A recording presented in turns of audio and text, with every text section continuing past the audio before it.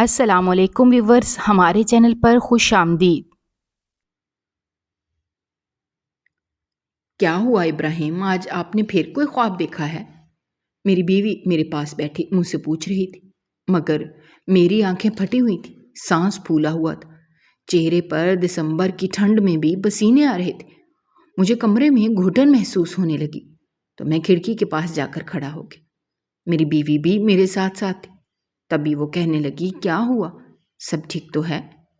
مگر میں آسمان کی طرف دیکھ کر پھوٹ پھوٹ کر رونے لگا۔ یہ میں نے کیا کر دیا تھا؟ کیوں اس معصوم کے ساتھ ایسا کیا؟ کاش کہ میں صبر کر لیتا، لالچ نہ کرتا، تو آج ایسا نہ ہوتا، آج میں شرمندہ نہ ہوتا اپنے کیے پر۔ انہی سب باتوں کو سوچتے ہوئے میری آنکھوں سے آنسو بہہ رہے تھے۔ میرا نام ابراہیم ہے، میری عمر 50 سال ہے۔ ابا بزنس مین تھے اور اماں گھریلو خاتون تھی۔ میرے ابا کا بہت بڑا بزنس تھا، گھر میں پیسوں کی ریل پیل لگی رہتی تھی۔ یہ خوشباش گھرانہ تھا۔ میں ایک آوارہ قسم کا لڑکا تھا، مگر گھر والوں کے لیے میں بہت شریف انسان تھا۔ اماں اور ابا مجھ پر جان چھڑکتے تھے، میرے منہ سے نکلنے والی ہر خواہش پوری ہوتی تھی۔ میں دل پھینک قسم کا انسان تھا، مگر آج تک کسی لڑکی کی عزت خراب نہیں کی تھی۔ میری اماں تو ہر ایک کے سامنے میرے گن گاتی تھی، مگر میں جانتا تھا کہ میں اندر سے کیسا ہوں۔ مجھے خود پر بہت غرور تھا کہ میں کبھی بھی کسی لڑکی کے ساتھ برا سلوک نہیں کروں گا۔ میں جو بھی ہوں، جیسے بھی ہوں، مگر کبھی کسی لڑکی کے ساتھ زیادتی نہیں کروں گا۔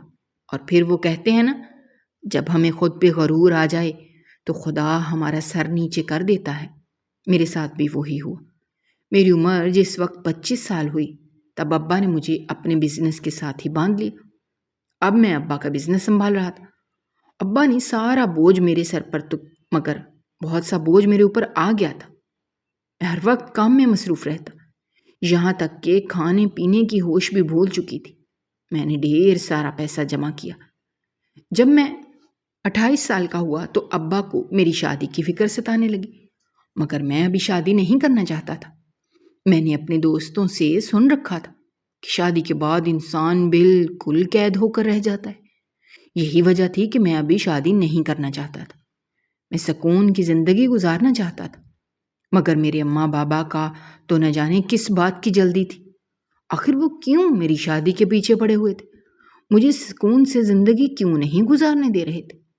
میں نے ابا سے کہا بھی کہ ابھی میں شادی کرنے میں دلچسپی نہیں رکھتا۔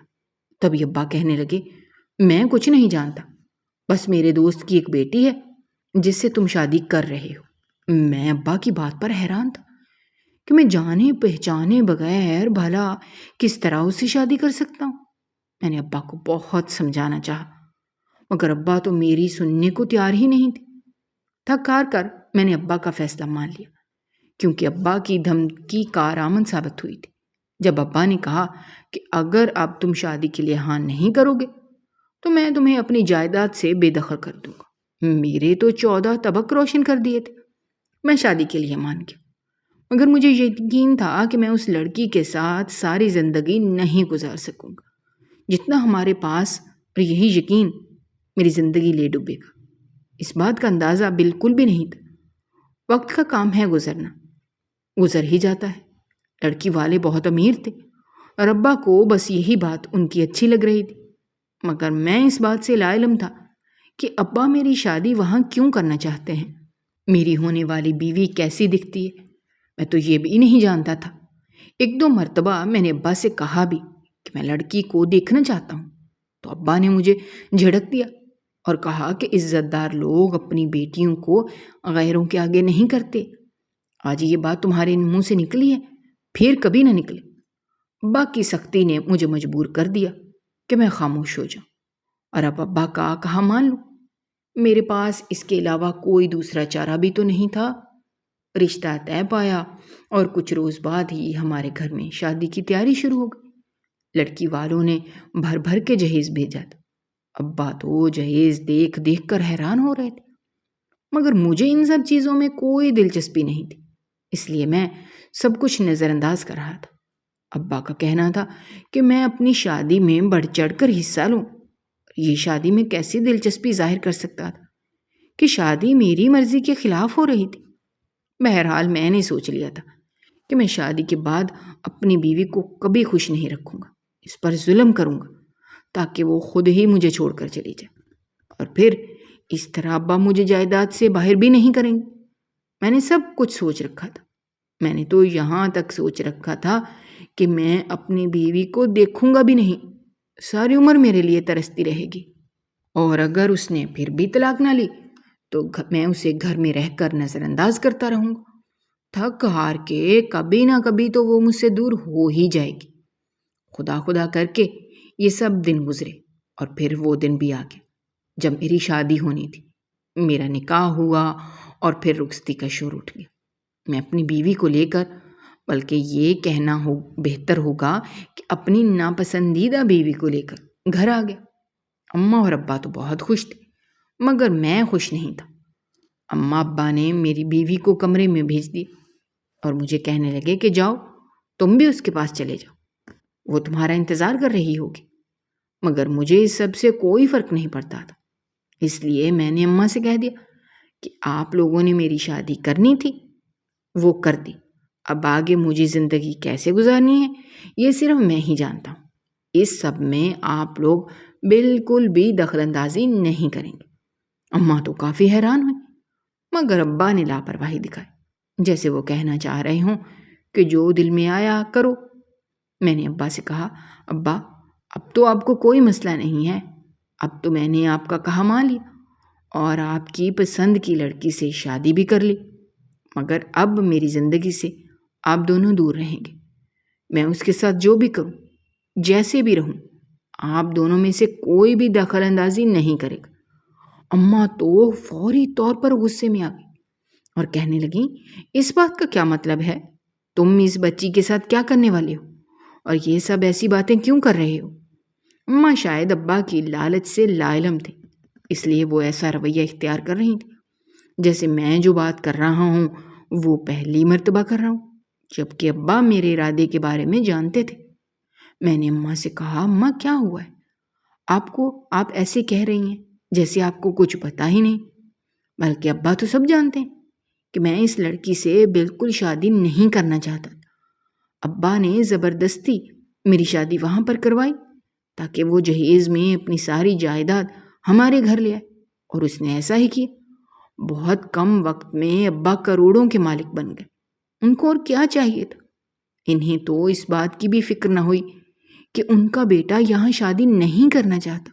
اب دیکھیں میں اس لڑکی کے ساتھ کروں گا کیا کہ وہ خود طلاق لے کر مجھ سے دور ہو جائے گی۔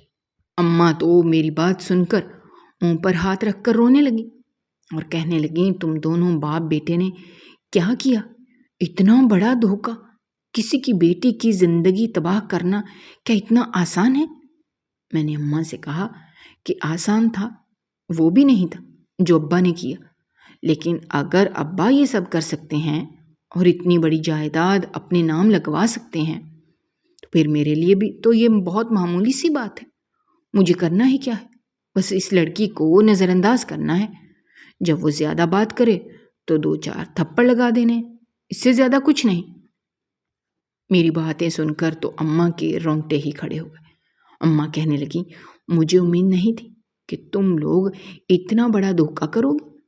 اماں نے میرے چہرے پر 2 تھپڑ رسید کیے اور کہا کہ تم وہی ہو جس کی میں مثالیں پورے جہان میں دیتی پھرتی تھی کہ میرا بیٹا سب سے الگ ہے، وہ کبھی کوئی غلط کام کر ہی نہیں سکتا۔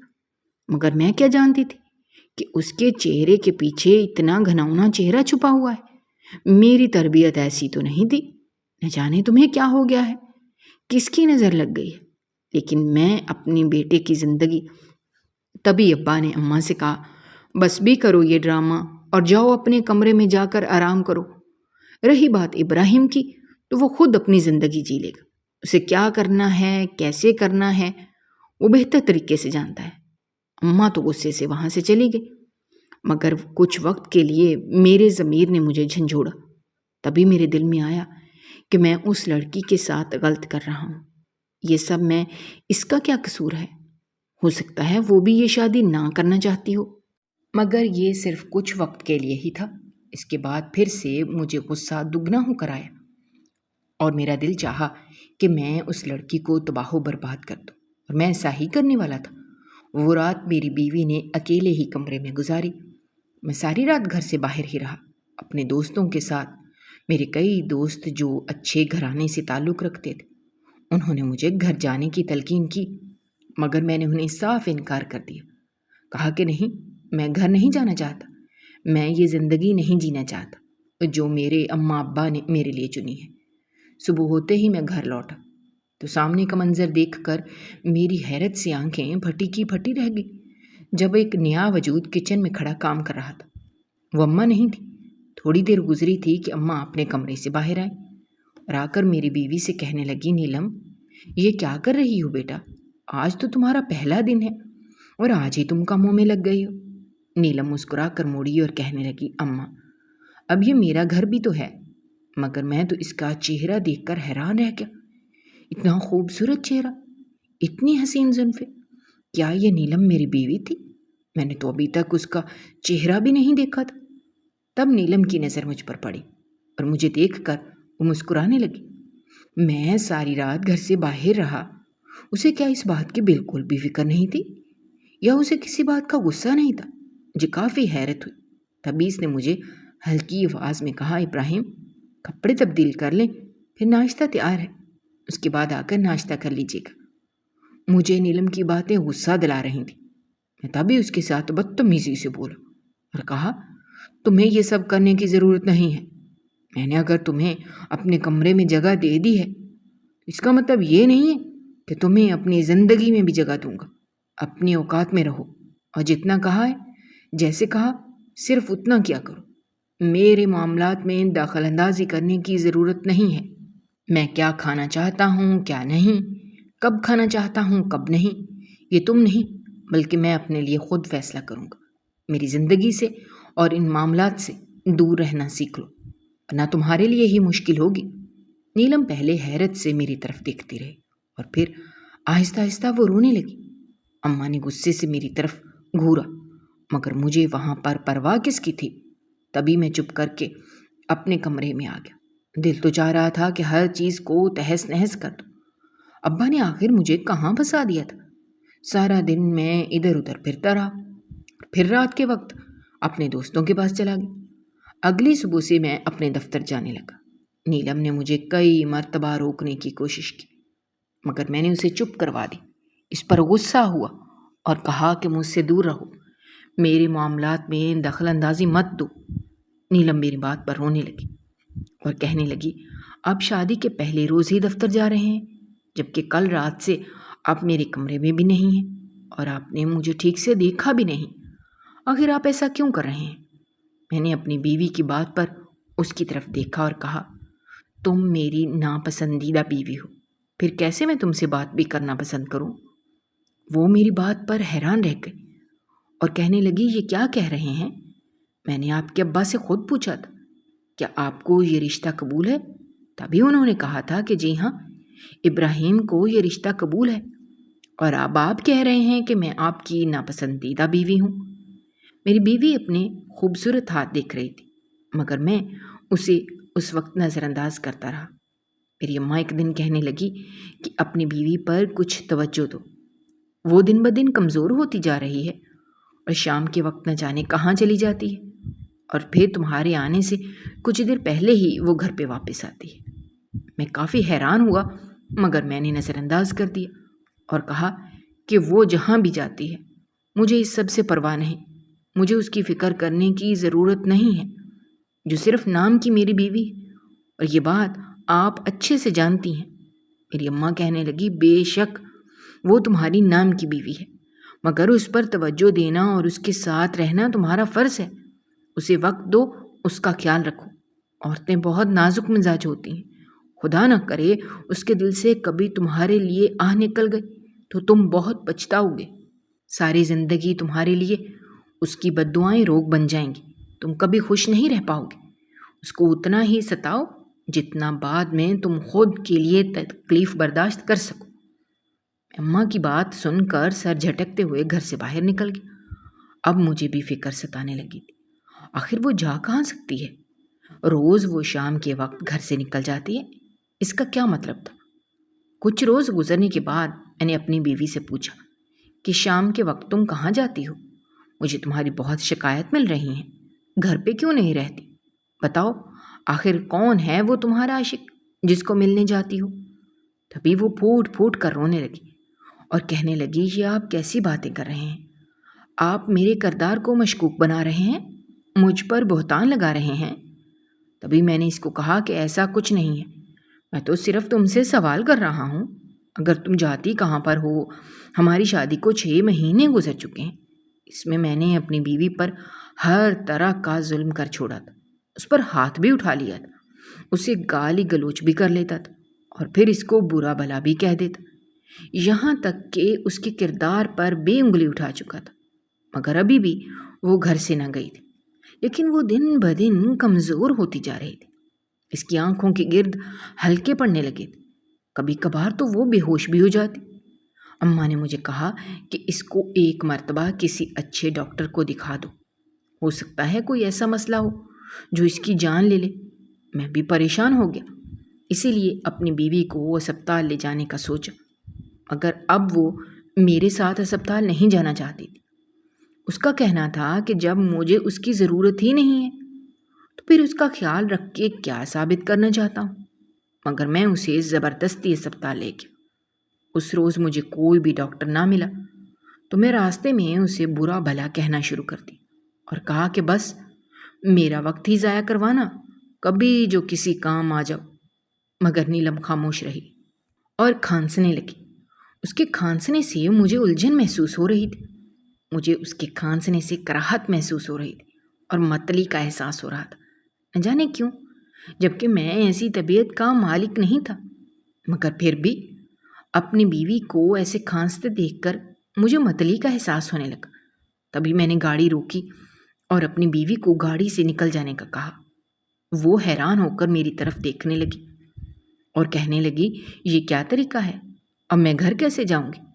تبھی میں نے اس کے کہا یہ میرا مسئلہ نہیں ہے، تم گھر چلی جاؤ، کیونکہ میں اب تمہیں مزید اپنے ساتھ برداشت نہیں کر سکتا۔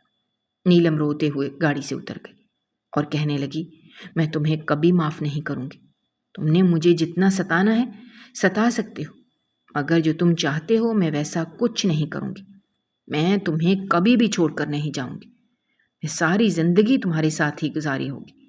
انہی دنوں میں مجھے اپنے آفس کی ایک سیکرٹری پسند آ گئی، وہ بھی مجھے پسند کرتی تھی، وہ اتنا میرے گھرانے سے تعلق تو نہیں رکھتی تھی، اگر پھر بھی وہ مجھے پسند تھی۔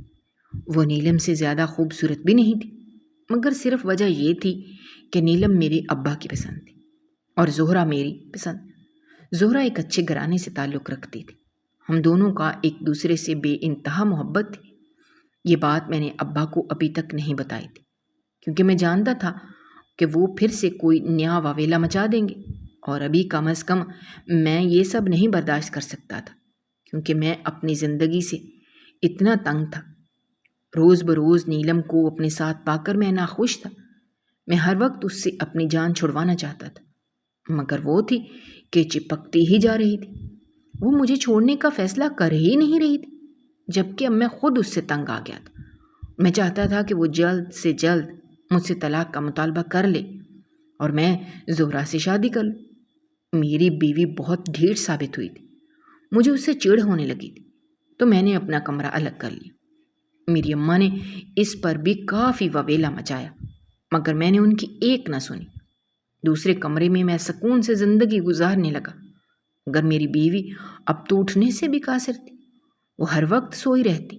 میں نے اماں سے کئی مرتبہ کہا کہ اس کو اٹھا کر گھر کے کام کاج کروا لیا کریں، مگر اماں کہتی کہ اس کی حالت ٹھیک نہیں۔ تمہیں سمجھ کیوں نہیں آتی؟ آخر کیا چاہتے ہو تم؟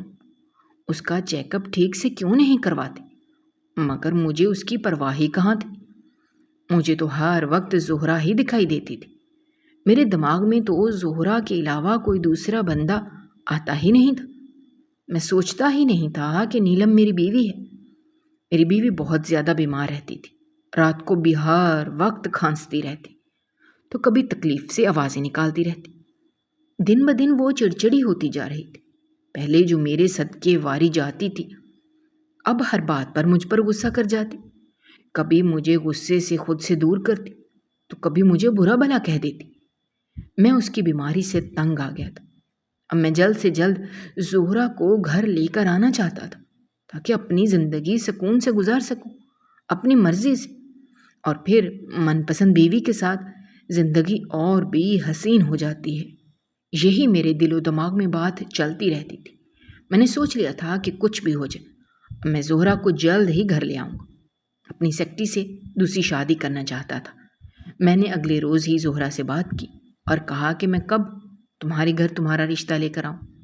تبھی زہرہ کہنے لگی کہ میرے اماں ابا اس رشتے کے لیے نہیں مانیں گے کیونکہ تم پہلے سے شادی شدہ ہو اور میں کنواری ہوں۔ مجھے اس کی بات پر کافی حیرت ہوئی اور میں نے اس سے کہا کہ کیا تم مجھ سے شادی نہیں کرنا چاہتی؟ تبھی زہرہ کہنے لگی نہیں، ایسی بات نہیں ہے، میں تو بس یہ کہہ رہی ہوں کہ کیوں نہ ہم دونوں بھاگ کر شادی کر لیں، پھر تم اپنے ماں باپ کو سب سچ بتا دینا، وہ تو تمہیں معاف کر ہی دیں گے اور تب تک ہم دونوں الگ زندگی گزار لیں گے۔ پھر جب تمہیں لگے کہ تمہارے اماں ابا اس رشتے کے لیے خفا نہیں ہوں گے تو تم مجھے گھر لے جانا۔ میں اس کی بات مان گیا۔ پہلے تو مجھے کچھ عجیب لگا مگر پھر میں نے اس کی بات پر حامی بھر لی اور کہا کہ ٹھیک ہے، ہم اگلے جمعے ہی نکاح کریں گے۔ وہ بھی مان گئی اور پھر پورے 1 ہفتے بعد میں نے زہرہ سے نکاح کر لیا۔ میں زہرہ سے شادی کر کے بہت خوش تھا۔ میں نے زہرہ کو شہر والے فارم ہاؤس میں رکھ لیا جہاں پر کسی کا بھی آنا جانا نہیں تھا۔ میں پہلے بھی گھر سے باہر ہی رہتا تھا مگر اب تو میں سارا دن ہی گھر نہ جاتا۔ ایک روز میری اماں کا مجھے فون آیا۔ اماں کہنے لگی کہاں پر ہو؟ جلدی گھر لوٹو، نیلم کی حالت بہت خراب ہے، اسے اسپتال لے کر جانا ہوگا۔ میں نے اماں سے کہا وہ بس ڈرامے کرتی ہے، اب اسے کیا مسئلہ ہو گیا؟ میری زندگی میں اور بھی بہت سے مسائل ہیں، بہت سے کام ہیں، اب میں صرف اسے ہی اسپتال لے کر پھر نہیں سکتا۔ اماں کہنے لگی کہ شوہر کا تو حساب تبھی ہوتا ہے جب بیوی بیمار ہوتی، مگر تم تو اس قابل بھی نہیں کہ اپنی بیوی کو علاج کے لیے اسپتال لے جاؤ۔ میں نے اماں سے کہا ٹھیک ہے، میں آتا ہوں اور اسے اسپتال لے جاؤں گا۔ ایک دن اپنی بیوی کو لے کر ڈاکٹر کے پاس گیا۔ ڈاکٹر کافی پریشان لگ رہا تھا۔ میں نے ڈاکٹر سے پوچھا کہ کیا بات ہے، مگر اس وقت نیلم بھی میرے ساتھ تھی۔ تبھی اس نے کہا کہ کچھ نہیں، کچھ خاص نہیں، ابھی آپ گھر جا سکتے ہیں، یہ کچھ دوائیاں میں نے لکھ دی ہیں، ان کو دیتے رہیے گا اور کل آ کر مجھ سے ان کی رپورٹس لے جائیے گا، مگر اکیلے آئیے گا۔ مجھے کافی حیرانگی ہوئی کہ ڈاکٹر نے مجھے اکیلے کیوں بلایا ہے، مگر اب کیا کیا جا سکتا تھا۔ تبھی میں اپنی بیوی کو گھر چھوڑ کر اگلے روز ڈاکٹر کے پاس دوبارہ چلا گیا۔ میرا دل تو نہیں چاہ رہا تھا مگر مجبوری تھی، کیا کیا جا سکتا تھا، اسی لیے میں ڈاکٹر کے پاس گیا۔ تب اس نے اکیلے میں مجھے بتایا کہ آپ کی بیوی کو کینسر ہے، اس کا علاج کروانا ضروری ہے۔ پہلے پہل تو مجھے حیرت کا شدید دھچکا لگا، مگر پھر میں نے ڈاکٹر سے کہا کہ اس کے علاج پر کتنے پیسے لگ جائیں گے۔ ڈاکٹر نے کہا آپ کی بیوی کو کینسر بہت پہلے سے تھا، اسی لیے اس کے علاج پر لاکھوں کروڑوں روپے بھی لگ سکتے ہیں۔ یہ سن کر میں سوچنے لگا کہ اگر علاج کروایا تو میری ساری دولت اس کے علاج پر ہی ختم ہو جائے گی، اور پھر میں آخر اس پر اپنے پیسے ضائع بھی کیوں کروں؟ یہ کون سا میری پسندیدہ بیوی ہے؟ یہی پیسے میں زہرہ پر لگاؤں گا تو وہ بھی میرے ساتھ خوش رہے گی۔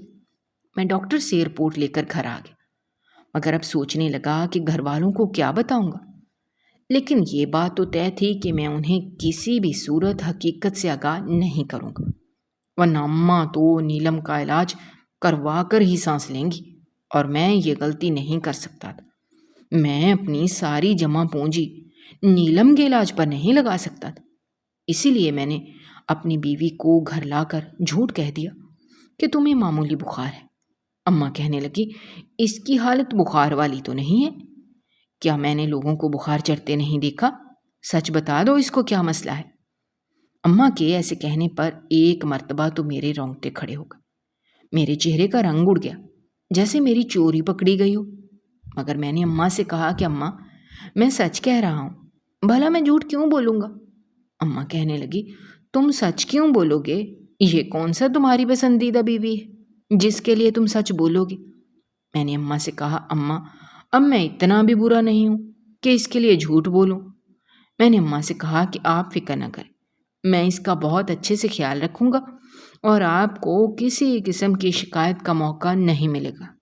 اماں بھی خوش ہو گئی کہ دیر سے ہی صحیح مجھے اپنی بیوی کا احساس تو ہوا، مگر یہ صرف میں ہی جانتا تھا کہ میرے دماغ میں کیا چیز چل رہی ہے۔ میں بس اپنی چال میں کامیاب ہونا چاہتا تھا، کیونکہ مجھے اب نیلم سے چھٹکارا پانا تھا اور اس کے لیے میں کچھ بھی کرنے کے لیے تیار تھا۔ دوسری طرف زہرہ میرا بہت خیال رکھتی تھی، دن رات مجھ سے محبت بھری باتیں کرتی۔ میں اس کے لیے دیوانہ ہوا جا رہا تھا۔ میری اب بس یہی کوشش تھی کہ میں کسی طرح زہرہ کو اپنے گھر لے آؤں اور اسے ایک مکمل بیوی اور بہو کا مقام دوں، لیکن اس کے لیے مجھے نیلم کو گھر سے نکالنا تھا۔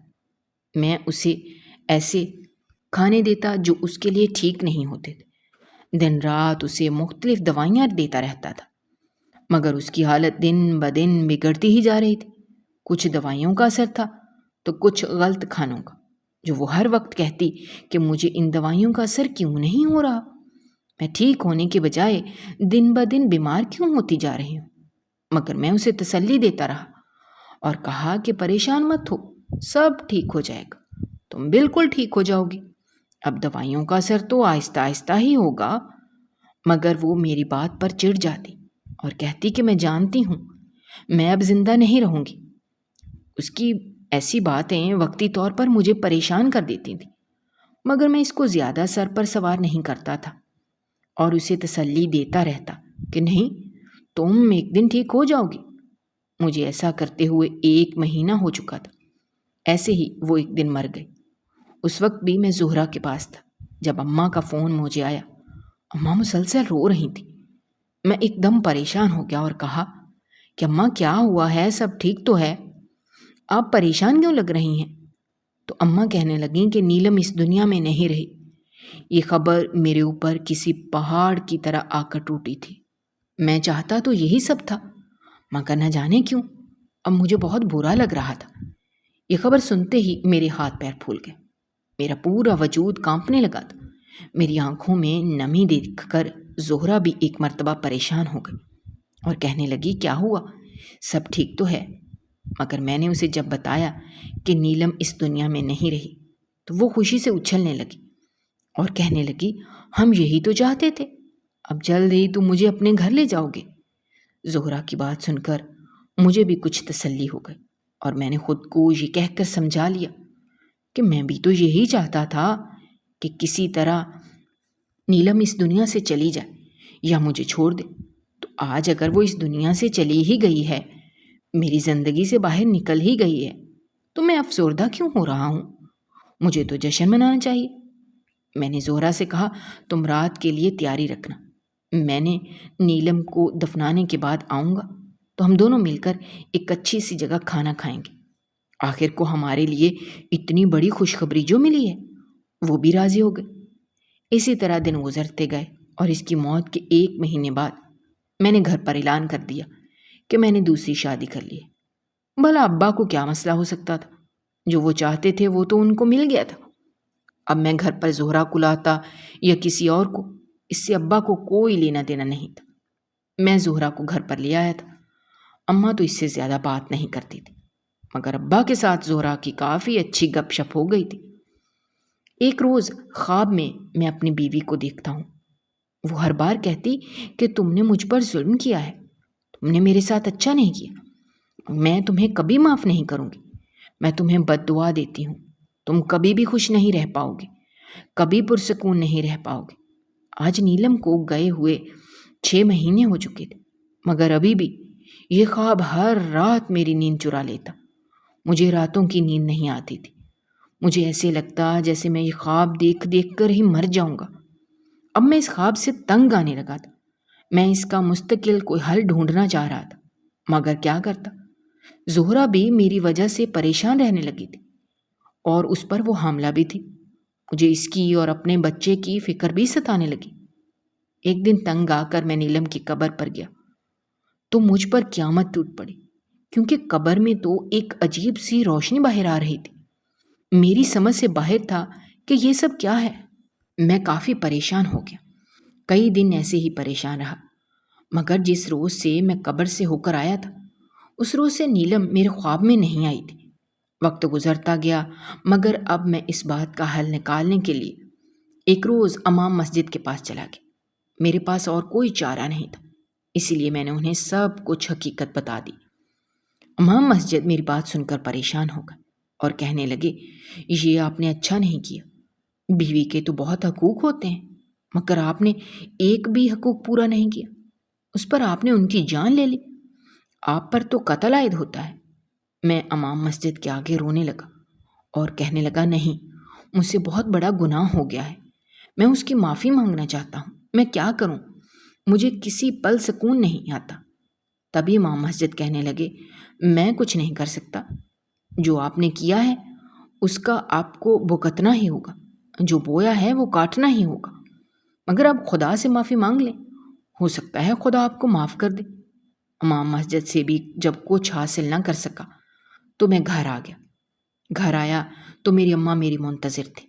وہ کافی پریشان لگ رہی تھی، ان کے چہرے سے کافی پریشانی جھلک رہی تھی۔ میرا سب سے پہلا خیال زہرہ کی طرف گیا، کیونکہ اس کے بھی آخری ماہ چل رہے تھے۔ میں اماں کے پاس گیا اور کہا کہ اماں کیا ہوا ہے؟ پریشان لگ رہی ہیں۔ تبھی اماں کہنے لگی، تم نے نیلم کے ساتھ اچھا نہیں کیا، خدا نے آج تم سے تمہارا بدلہ لے لیا۔ میں ایک دم پریشان ہو گیا اور ان سے کہا، کیا ہوا ہے؟ سب ٹھیک تو ہے نا؟ زہرہ کہاں پر ہے؟ مجھے اب زہرہ کی فکر ستانے لگی تھی۔ اماں نے کہا، زہرہ تو کمرے میں ہے۔ میں نے کہا، پھر آپ کس کی بات کر رہی ہیں؟ اماں کہنے لگی، تمہاری اولاد کی، یہ تمہارے کیے کی سزا بھگت رہی ہے۔ میں اماں کی بات پر دنگ رہ گیا اور کہا کہ اماں کیا مطلب ہے اس بات کا؟ کہاں ہے میری اولاد؟ اماں کہنے لگی، وہ بھی زہرہ کے ساتھ ہے، جاؤ دیکھ لو۔ میں جلدی سے بھاگتا ہوا زہرہ کے کمرے میں چلا گیا، جہاں زہرہ اس بچی کو اپنے ساتھ لگائے رو رہی تھی۔ میں نے زہرہ سے پوچھا، کیا ہوا ہے؟ سب ٹھیک تو ہے؟ تبھی زہرہ پھوٹ پھوٹ کر رونے لگی اور کہنے لگی، ہمیں نیلم کی بد دعائیں لگ گئی ہیں، ہماری بیٹی کے دل میں سوراخ ہے اور یہ لا علاج بیماری ہے، ہماری بیٹی کے پاس زیادہ وقت نہیں ہے۔ یہ کیسی بے بسی ہے، میں اپنی بیٹی کو کچھ نہیں ہونے دے سکتی۔ مجھے وہ وقت یاد آیا جب نیلم کو میں گھر پر ہی غلط دوائیاں کھلا کھلا کر اس کو مارنے کی ترکیب سوچ رہا تھا۔ میں خدا کے آگے جھک گیا، سجدے میں گر کر میں پھوٹ پھوٹ کر رونے لگا اور اپنے کیے کی معافی مانگنے لگا، جو شاید اب مجھے کبھی نہیں ملنی تھی۔ میں ساری زندگی تڑپ تڑپ کے گزارنے والا تھا اور اس بات کا مجھے اندازہ بہت اچھے سے ہو گیا تھا۔ اگر آپ کو ہماری کہانیاں پسند آ رہی ہیں تو ہمارے چینل کو سبسکرائب کیجیے، ویڈیوز پر کمنٹ کیجیے اور شیئر کیجیے۔ شکریہ۔